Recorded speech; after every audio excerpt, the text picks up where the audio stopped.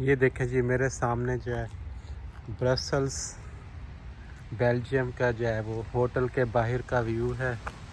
ये ट्रेन खड़ी हुई है और गाड़ियां पार्क हैं। सुबह सुबह 7 बजे का वक्त है। मैं उठा था देखने के लिए। लोग यहाँ बहुत देर से उठते हैं, 11-12 बजे। सैटरडे का दिन है लेकिन लाइफ जो है यहाँ काफ़ी स्लो है फ्रांस की निस्बत।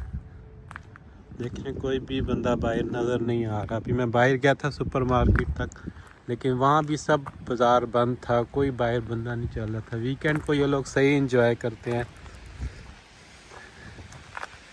ये आइबिस होटल है मेरा, ये ब्रसल्स का। यहाँ पे लैंग्वेज जो है वो फ्रेंच ही बोली जाती है क्योंकि ये फ्रांस के साथ है। ये छोटा मुल्क है तो बड़े मुल्क का जो कल्चर होता है ना वो छोटे मुल्क पे फिर हावी हो जाता है।